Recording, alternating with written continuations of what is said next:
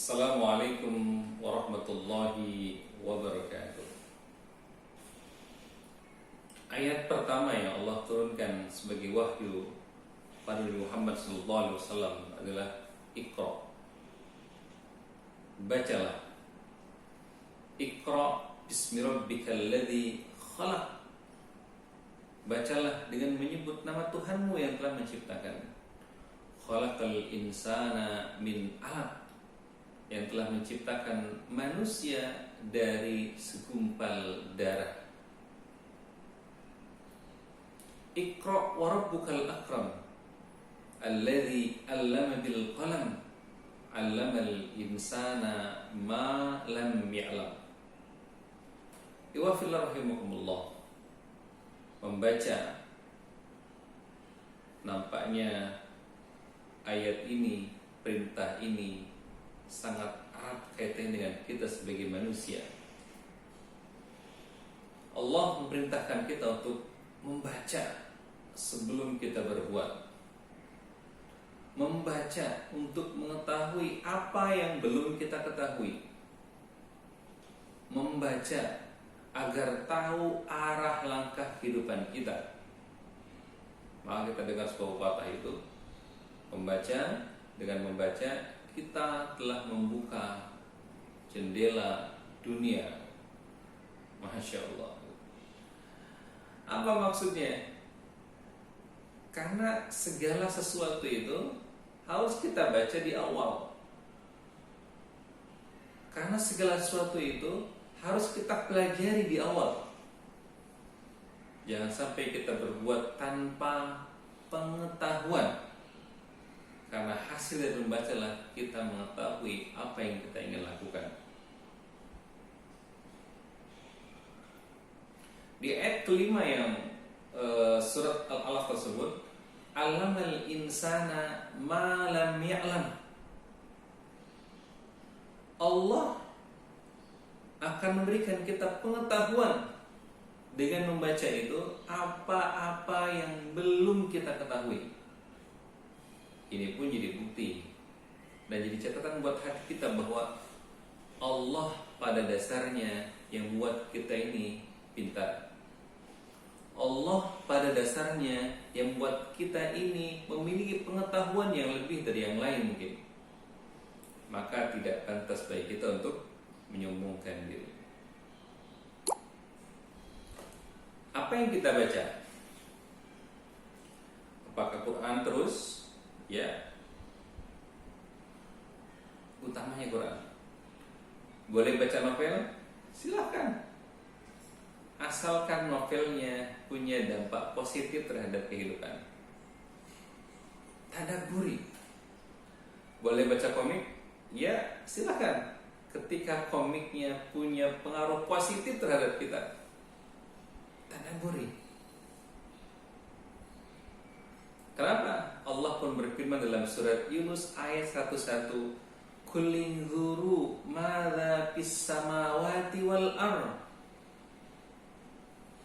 Katakan ya Muhammad, perhatikan, lihat, teliti apa saja yang ada di bumi ini, apa saja yang ada di langit dan bumi ini. Silakan, tidak terbatas baca Al-Quran saja. Al-Quran jelas sebagai buku panduan kita adalah bacaan utama, pegangan utama. Tapi tidak menutup kemungkinan kita pun membaca buku-buku yang lain sebagai tambahan, bukan keutamaan. Maka baca novel juga boleh, baca komik juga boleh, koran juga boleh, Facebook juga boleh, yang punya Instagram juga boleh. Yang penting semuanya bisa kita tadabburi, bisa kita ambil hikmahnya, apa yang terjadi, dan kita ambil ibrahnya. Dalam Al-Quran kita melihat dua tokoh yang fenomenal dan kontroversial. Qarun, seorang kaya yang begitu sombong. Fir'aun penguasa juga begitu sombong. Qarun pada dasarnya awalnya seorang yang miskin. Nabi Musa doakan jadi kaya, ternyata lupa diri. Apa yang terjadi? Allah benamkan ia bersama seluruh harta bendanya dan tidak ada yang bisa menolong. Fir'aun pun sama, seorang raja biasa. Nah ini uniknya, karena banyak pembisik-pembisiknya yang cari muka, pembisik-pembisiknya yang provokatif, sehingga apa? Membuat Fir'aun jadi sombong dan mengaku sebagai Tuhan. Bagaimana endingnya? Allah tenggelamkan ia dalam lautan. Masa Tuhan tidak bisa menolong dirinya sendiri? Masa iya Tuhan tenggelam di ciptaannya sendiri dalam lautan? Nah ini lucunya. Maka bagi kita yang tidak sekaya Qarun, tidak seberkuasa Fir'aun, apa yang mau kita sombongkan? Maka harusnya Qarun dan Fir'aun harusnya kita baca perjalanannya, kita tadabburi kisahnya, sehingga apa? Menjadi cara buat kita bagaimana terhindar dari kesombongan yang ada. Bukan melarang kita kaya. Yang dilarang adalah kesombongannya ketika kita kaya raya. Islam tidak melarang kita jadi pemimpin, Islam tidak melarang kita jadi penguasa. Yang dilarang adalah kesombongannya saat kita berkuasa. Maka dua kisah tadi sebenarnya menjadi sesuatu yang bisa kita ambil ibrah baiknya bagi orang yang beriman. Bagaimana bagi orang yang kafir? Allah berikan dalam ayat tersebut, wa ma tughnil ayatu wan nuzuru an qaumil la yu'minun. Ternyata ayat-ayat tadi itu, bahkan Rasul yang datang ke mereka pun tidak memberikan manfaat yang baik, tidak memberikan dampak yang positif bagi orang-orang yang enggan mengimani ayat-ayat Allah itu.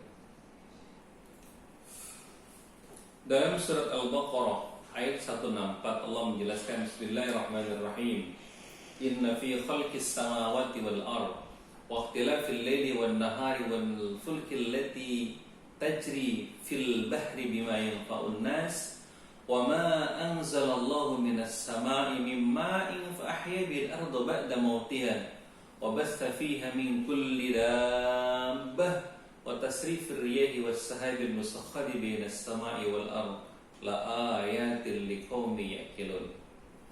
Allah menjelaskan dalam ayat tersebut bahwa ada dalam penciptaan langit dan bumi juga pergantian antara malam dan siang, juga perahu bahtera yang berjalan di atas lautan, bima yanfa'un nas, atas dasar manfaat buat manusia. Wa ma anzalallahu minas sama'i min ma'in fa ahya bil ardi ba'da mautiha, dan air yang Allah turunkan dari langit yang berfungsi menghidupkan atau mensuburkan tanah-tanah yang tandus itu. Bahkan wabasta fiha min kulli dabbah, dengannya banyak pula lahir hewan-hewan melata. Wa tasrifiri wasahabi musakhkhari bainas samai wal ardi la ayatul liqaumin yaqilun. Bagaimana pula Allah menghalau awan, kemudian terjadi hujan, dan semua hal yang terjadi di dunia ini harusnya menjadi ayat yang menguatkan orang-orang yang berakal, yang membuat keimanan kita bertambah bagi orang-orang yang berakal. Orang berakal berawal dari orang yang punya pengetahuan. Orang yang punya pengetahuan diawali dengan kegemarannya ia membaca. Rasulullah SAW bersabda tentang ilmu ini bahwa man salaka tariqan yaltamisu fihi ilman sahalallahu lahu thariqan ilal jannah. Siapa saja yang berjalan menuju ke arah tempat ilmu, atau siapa saja yang punya kehendak untuk belajar, maka Allah mudahkan jalannya ke arah surga. Di hadis yang lain sebutkan, man kharaja fi talabil ilmi fahuwa fi sabilillah hatta yarji'a. Orang yang keluar untuk mencari ilmu, maka ia ibarat berjihad. Kalaupun ia menemukan ajalnya saat itu, maka ia akan syahid fi sabilillah hatta yarji'a. Jadi pada saja di zaman yang COVID ini, kalau kita punya keyakinan yang kuat, tidak masalah. Karena kalaupun kita meninggal gara-gara COVID, maka syahid sebagai ganjarannya. Kalau mau, sebenarnya lebih baik takut dibandingkan kemauan dan keberanian kita. Gitu. Ya fillah rahimakumullah. Kemudian apa lagi? Wa innal malaikata la tad'u ajnihataha ridan li talibil ilmi. Masya Allah. Para malaikat mengepakkan sayapnya menaungi kita sebagai bukti keridoannya, kebanggaannya, kebahagiaannya, kesukaannya atas kita yang sedang belajar. Bukan cuma itu ternyata, wa innal alima la yastaghfiru lahu man fis samawati wal ardh wa man fil ardh wal hitanu fi jufil ma.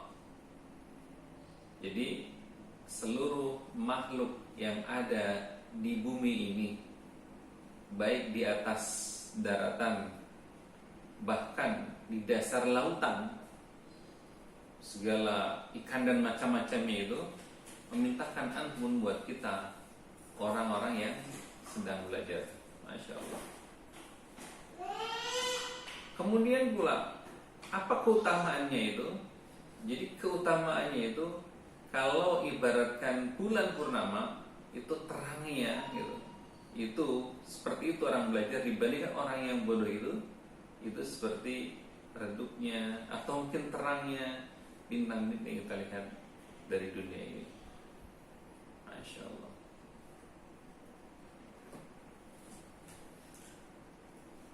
Yang paling menarik pula, bahwa Nabi itu tidak pernah mewariskan dinar dan dirham, tapi Nabi mewariskan ulama. Maka berapapun yang kita mau, kata Nabi, silakan ambil ilmu. Nabi tidak mewariskan dinar dan dirham, tapi Nabi mewariskan ilmu. Maka seberapapun kata Nabi yang kita suka, silakan ambil. Itulah kenapa kita kenal bahwa al-ulama'u warasatul anbiya. Ulama itu pewaris para nabi. Kenapa? Karena para ulama banyak ilmunya. Merekalah yang mewarisi warisan yang Nabi berikan. Maka kita berintrospeksi anak sekalian, seberapa besar kemauan kita dalam belajar. Kalau misalkan kita belajar nge-zoom misalkan dengan ustadzmu, tapi sisi lain Anda buka medsos, maka berarti Anda termasuk orang yang tidak minat dengan warisan Nabi. Atau misalkan, nak belajar jam sekian ya, ternyata Anda datang telat dengan berbagai macam alasan, bahkan tidak datang, berarti minatmu terhadap warisan Nabi perlu dipertanyakan. Karena ilmu adalah warisan yang Nabi berikan. Iwafillah rahimahullah. Lalu apa? Seperti apa perilaku kita di zaman medsos ini? Seperti apa gambaran manusia berilmu di zaman medsos ini. Iqra, baca, teliti setiap ada informasi yang masuk. Jangan asal telan, jangan asal percaya, kemudian di-share pada yang lain. Sehingga kita bukan cuma jadi korban hoax, tapi juga menjadi pelaku yang menyebarluaskan kebohongan tadi. Maka Allah sudah mewanti-wanti seperti yang dijelaskan dalam surat Al-Hujurat ayat 6. Ya ayyuhalladzina amanu in ja'akum fasikum binaba'in fatabayyanu an tusibu qauman bijahalatin fatusbihu ala ma fa'altum nadimin. Jadi kalau ada berita masuk, teliti, betulkah ini atau salah? Kalaupun betul, perlukah kita share? Apakah ada manfaatnya atau justru akan menimbulkan fitnah karena ada yang tidak berkenan?